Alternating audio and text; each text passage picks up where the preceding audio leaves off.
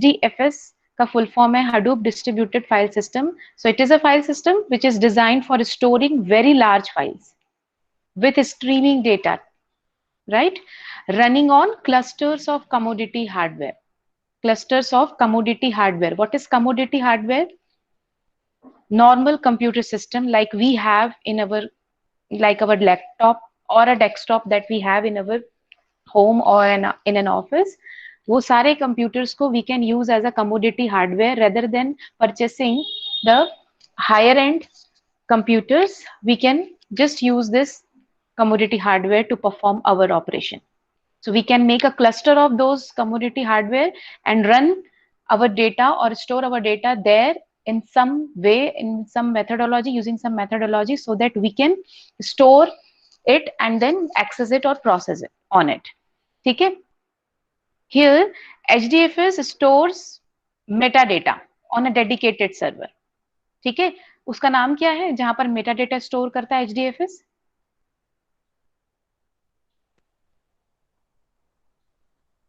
Fifth point पढ़िए. HDFS uses a master slave architecture in which one device, master, termed as name node, controls one or more other devices. So here devices termed as data node, जिसको हम लोग slaves बोलते हैं. तो here which is known as master node, that is name node, is a dedicated server which stores the metadata. ठीक है? And application data are stored on other server which is known as slaves or the data nodes. तो जो application data है वो हम data nodes में store करते हैं और जो हमारा मेटा डेटा है उसको हम नेम नोड में स्टोर करते हैं. इसका मतलब ये कि हमको नेम नोड के मेटा डेटा को प्रॉपरली सेव करके रखना पड़ेगा, otherwise we are not able to find the blocks और the unit through which we read और write, we perform read and write from the data node. हम लोग वो कर ही नहीं पाएंगे, राइट? तो हमको ये मेटा डेटा को सेव करके रखना पड़ेगा. अगर जिस मशीन को आपने नेम नोड बनाया है आपको ध्यान रखना पड़ेगा कि वो डेटा बैकअप होता रहे. तो वो कैसे करेंगे? ठीक है? तो HDFS ही क्यों? क्योंकि ये लार्ज फाइल को सपोर्ट कर रहा है. It supports very large file. It can handle very large files that are hundreds of megabytes, gigabytes और टेराबाइट्स इन साइज. ठीक है? And streaming data access. HDFS is built around the most efficient data processing pattern, which is a write once and read many times. है ना? Write once and read many times. इस पे HDFS काम करता है. अगर आप एक बार राइट करके बार बार उस पे प्रोसेसिंग करना चाहते हैं, जिसको हम वर्म बोलते हैं, WORM, write once, read many. ठीक है? So a data set is typically generated or copied from the source, then analyzed, ठीक है, are performed on that data set over time. Hence the delay in data access gets minimized. है ना? हमको streaming data में delay नहीं चाहिए, otherwise our data will be lost. ठीक? Third, पहला तो ये था क्यों HDFS यूज कर रहे हैं, क्योंकि लार्ज फाइल सपोर्ट करता है. दूसरा स्ट्रीमिंग डेटा एक्सेस को सपोर्ट करता है. And then third is commodity hardware. ठीक है? सो Hadoop doesn't require expensive, highly reliable hardware to run on. ठीक है? For that we can make a simple commonly available hardware from multiple vendors. उनका हम cluster बना के we can process our data और store our data. ठीक है? So Hadoop ये तीन फैक्टर्स हैं हम HDFS यूज करते हैं. अब इसमें एक पॉइंट और लिखा है कि data in Hadoop stores in a block. ठीक है? थर्ड पॉइंट आप पढ़ सकते हो. Data in Hadoop stores in a block. So here the smallest unit which is used to read or write to and from the HDFS is block. That block size is by default, पहले जो था वो 64 था Apache के first release में. अब 128 MB जो है वो हो गया है. 128 MB जो है डिफॉल्ट हो गया है. ठीक है? But you can change it. But mostly आज के डेट में हम लोग 128 MB रखते हैं. 64 MB भी आप रख सकते हो, उससे ऊपर ना जाओ तो बेटर है, क्योंकि आप इंटरनल फ्रेगमेंटेशन और एक्सटर्नल फ्रेगमेंटेशन जानते हो. ठीक है? ठीक है? तो blocks are the smallest continuous location on the hard drive where data is stored. तो block is the minimum amount of data that it can read और राइट, बस इतना याद रखना है, इसलिए ब्लॉक बोल रहा है। बिकॉज अगर कोई आपसे पूछे एचडीएफएस में data is stored as a collection of blocks, blocks का साइज भी पता है, तो व्हाट इज ब्लॉक? तो block is the minimum amount of data that it can read, you can read और write on the HDFS, that is block. ठीक है, तो ऐसे कलेक्शंस ऑफ ब्लॉक्स होंगे। एक पर्टिकुलर लार्ज फाइल आपके पास आ रही है, because it supports large file, you will get large file, उसको आपको स्टोर करना होगा। First you have to divide that large file into,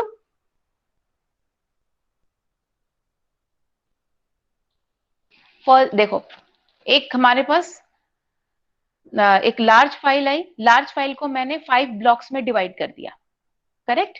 इस ब्लॉक का साइज और इस ब्लॉक का साइज जरूरी नहीं है सेम हो, लेकिन सॉरी, इस ब्लॉक 1 एंड ब्लॉक 2 का साइज सेम हो सकता है, बट जरूरी नहीं है कि ये लास्ट वाले ब्लॉक का साइज सेम हो। वो क्यों? क्योंकि जरूरी नहीं है 128 MB के फैक्टर में ही आपके पास डेटा आए। ठीक है, कुछ रिड्यूस डेटा भी हो सकता है, कुछ कम डेटा लास्ट में भी बच सकता है। लाइक 512 MB है, तो कितना बनेगा? 3 ब्लॉक्स बनेंगे, नहीं सॉरी, कितने ब्लॉक्स बनेंगे 514 MB में? अगर 128 MB है तो 4 ब्लॉक्स, है ना?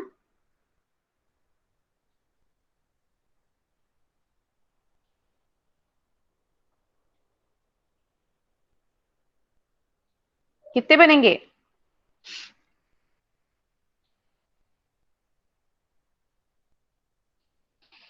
इतने ही बनेंगे, 5 ब्लॉक्स, राइट?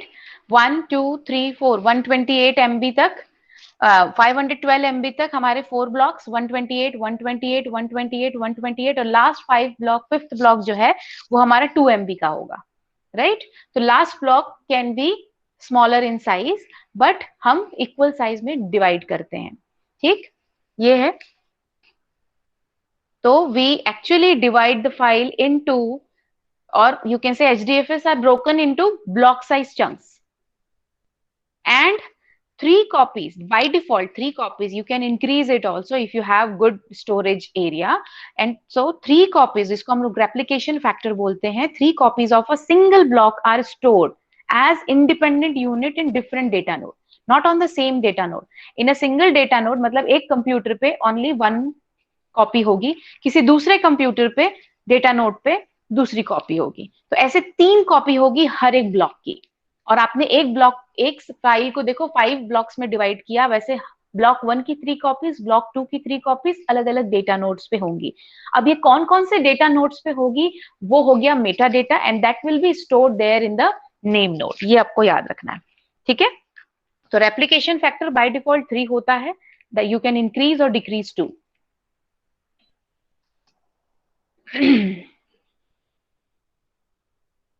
ठीक है,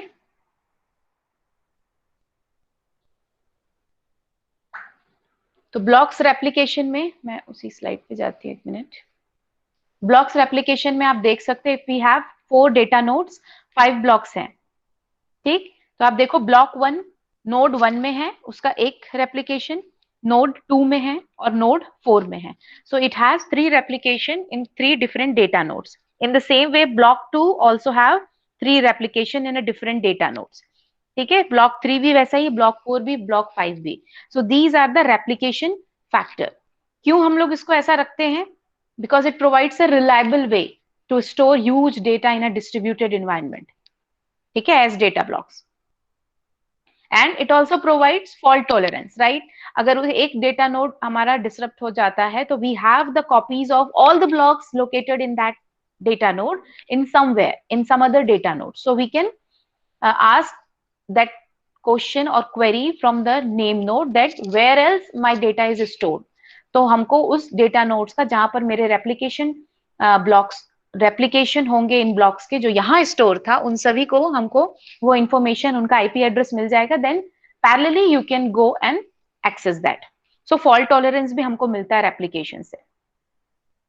ठीक है, सो ब्लॉक रेप्लिकेशन, ये 3rd चीज थी जो आपको याद रखना था। सो जो नेम नोड होता है, अब कैसे पता चलता है? नेम नोड जो है collects block report from data node periodically, जिसको हम लोग हार्ट बीट बोलते हैं। डेटा नोड हर एक पीरियोडिक टाइम के बाद हार्ट बीट भेजते हैं, कहां पर? नेम नोड को, बाय गिविंग देयर इंफॉर्मेशन कि उनके पास कोई नया ब्लॉक आया है तो ये हमारे पास है, ऐसा बोलते हैं, ठीक है, to maintain this replication factor.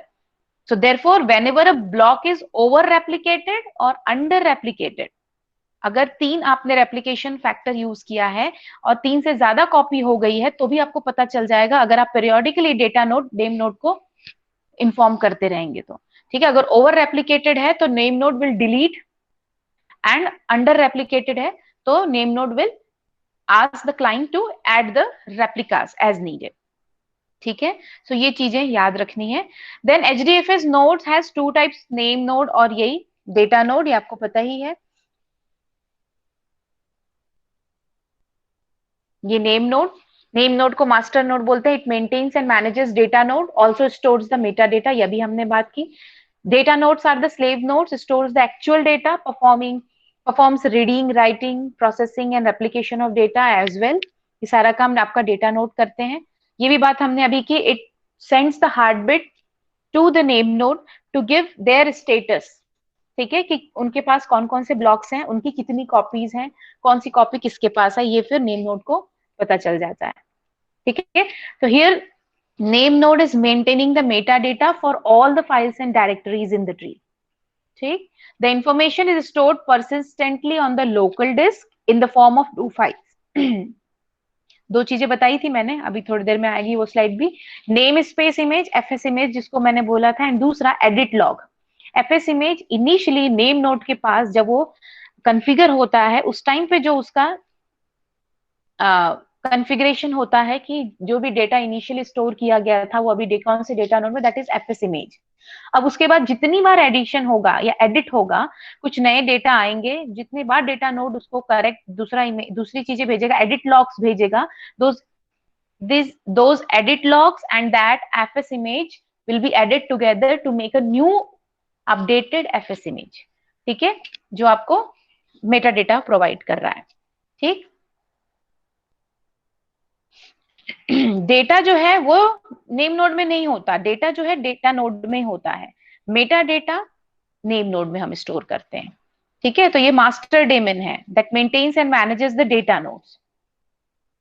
ठीक है, एफएस इमेज जो बोल रहे हैं, it contains the complete state of the file system name space since the start of the name node. जब से नेम नोड स्टार्ट हुआ है तब से लेकर अभी तक कंप्लीट स्टेट क्या है उस नेम नोड का, ये पूरा इंफॉर्मेशन एफएस इमेज में होता है. और एडिट लॉग्स क्या है जो मैं अभी बोल रही हूँ, it contains all the recent modification made to the file system. ठीक है, with respect to the most recent FS image. जो भी अभी तक था वो एफएस इमेज में, अब जो एडिट हुआ वो एडिट लॉग्स हम उसको बोल रहे हैं. अब जब एडिट लॉग को मैं ऐड कर देती हूँ एफएस इमेज के साथ तो मेरा एक न्यू एफएस इमेज बनेगा जो नेम नोड के करंट स्टेट को मुझे बताएगा. ठीक है,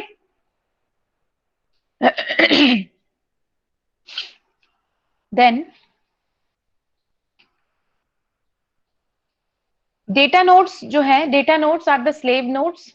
ठीक है, it stores and retrieve blocks when they are told and they report back to the name node periodically with list of blocks that they are storing. ये अभी हमने बात की. ठीक है, तो data node are just a commodity hardware, non expensive system which is not of high quality or high availability. ठीक है, वो कभी भी क्रैश हो सकते हैं, इसलिए हम उसका रेप्लिकेशन बना रहे हैं. ठीक, so they are slave daemons. The actual data is stored on the data nodes. Low level read and write requests are done from this data nodes only. ठीक है, फिर हमारा एक बात है कि डेटा नोड्स का रेप्लिकेशन, डेटा नोड्स में जो डेटा है उसका रेप्लिकेशन करके हमने उसको तो फॉल्ट टॉलरेंट कर लिया, but what about the name node? Name node has to be very fault tolerant and it must be highly available all the time. ठीक है, ऐसा नहीं, क्योंकि आपको पता है नेम नोड के पास मेटा डेटा है, क्लाइंट नेम नोड से ही बात करता है. ठीक है, कि हमको ये एक ब्लॉक एक्सेस करना है, नेम नोड ने बताया अच्छा these are the IP address, here your data is stored, go and access it, आपने परमिशन दे दिया, तब आप डेटा नोड्स में जाके पैरेलली सारे ब्लॉक्स को एक्सेस कर सकते हो. ठीक, अगर नेम नोड ही फेल हो जाएगा then you will not be able to access your data, even that you can not access the data node. So you must have some backup of name node meta data. जो FS image बन रहा है that has to be stored or that has to be backed up somewhere. So उसके लिए हम लोग बोलते हैं सेकेंडरी नेम नोड। इसी को एक्टिव नेम नोड भी और पैसिव नेम नोड भी आप किसी बुक्स में या कहीं आप सुन सकते हो। एक्टिव जो नेम नोड अभी पूरी तरीके से सारी चीजें डील कर रहा है उसको हम एक्टिव नेम नोड बोलते हैं। And the passive name node which is taking periodically FS image of name node, active name node, to store as a backup. जैसे ही नेम नोड फेल होता है, that secondary name node will work as a new name node because सारे information इसके पास है। it can deal with all the request of the client, various clients। ठीक है।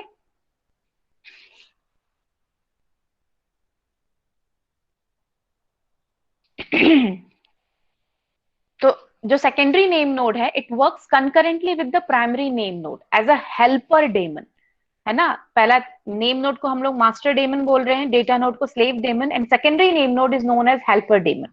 ठीक है। A copy of the name nodes meta data files, जिसको हम लोग एफएस इमेज बोलते हैं, आर मेंटेन्ड हियर एंड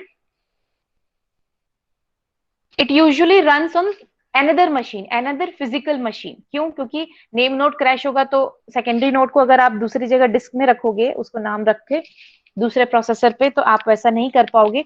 अगर वो क्रैश होता है तो आपका पूरा डेटा वहां पे जा सकता है या कुछ डेटा मिसमैच हो सकता है। So we should have a separate physical machine. ठीक है। Since it requires plenty of CPU and as much memory, because उसको पूरे टाइम उससे बात करनी है, उस पूरे टाइम उसको डेटा वहां से लेता रहना है और चेकलिस्ट करते रहना है। ठीक है।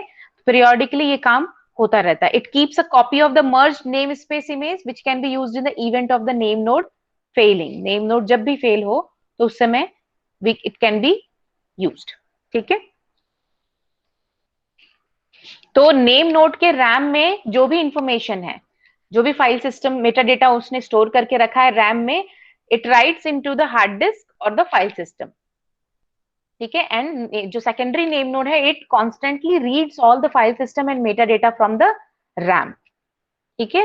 तो जो सेकेंडरी नेम नोड है it basically performs regular check points, जो चेक लिस्टिंग हम बोल रहे हैं, चेक पॉइंट्स इन एचडीएफएस, इसलिए इसको चेक पॉइंट नोड भी कभी कभी बोला जाता है। ठीक है।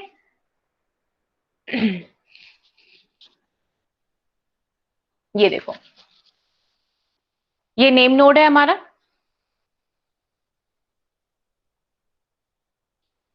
ये हमारा नेम नोड, ये हमारा सेकेंडरी नेम नोड।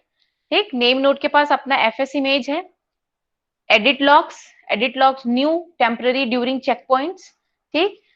ये दोनों चीजें कहाँ जा रही है? सेकेंडरी नोड पे जा रही है। वो क्या कर रहा है? जो एडिट लॉग्स हैं और पुराना एफएस इमेज है जो फर्स्ट टाइम कॉपी हुआ है, वो और एडिट लॉग्स को प्लस करके एक नया एफएस इमेज बना रहा है। That is the final FS image for secondary name node.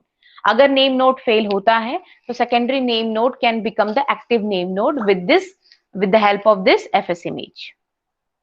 ठीक है। तो इससे हमको सेकेंडरी नेम नोड से हमको क्या मिल रहा है? We are getting the high availability. ठीक है। The combination of replicating name node meta data on multiple file system and using the secondary name node to create check points protects against data loss. ये तो बात सही है।